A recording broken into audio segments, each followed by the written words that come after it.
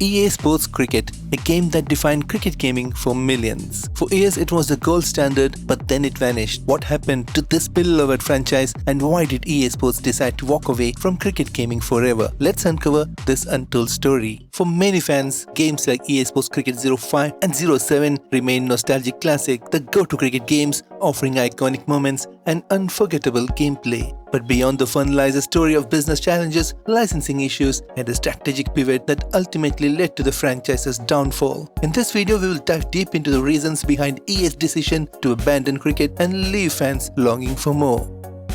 Let's face it, cricket is not football. While cricket enjoys immense popularity in countries like India, Australia, England and Pakistan, its global appeal is far smaller compared to sports like football, basketball or even American football. EA's FIFA franchise had the advantage of targeting a worldwide audience. Cricket, however, was limited to about 10 to 12 major cricket-playing nations, which significantly restricted the market size. EA had to ask itself, could a niche sport generate the kind of revenue needed to justify its costs?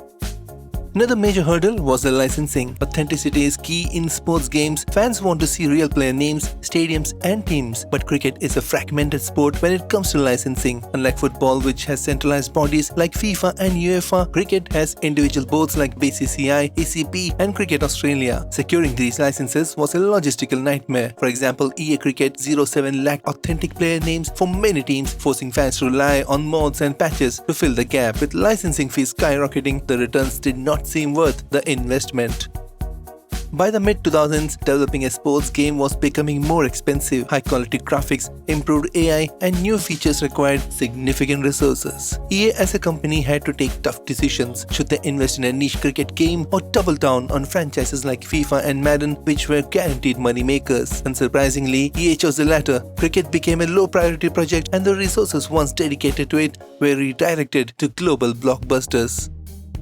Another factor was the rapid advancement of gaming technology. By the mid-2000s, gaming was shifting towards more immersive experiences, with online multiplayer modes becoming increasingly popular. Cricket, with its niche audience, struggled to justify the additional development resources needed to implement robust online features and cutting-edge graphics. EA had to focus on games with a better cost-to-reward ratio, and cricket simply did not make the cut. Studios like Big and Studios eventually stepped up to innovate in cricket gaming, but the gap left by EA was hard to fill.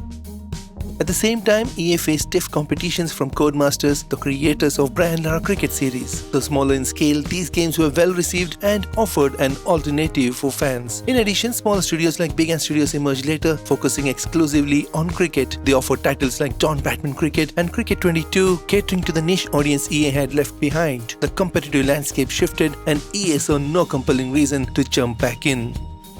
One of the reasons EA Cricket 07 maintained its popularity long after its release was the creativity of its fanbase. Players found ways to update rosters, add tournaments, and even enhance the visuals through various community-driven customization methods. This extended the game's lifespan far beyond what EA might have anticipated. Ironically, this fan-driven innovation may have further reduced the need for EA to step back into the space, as the community was doing the work of keeping the game alive.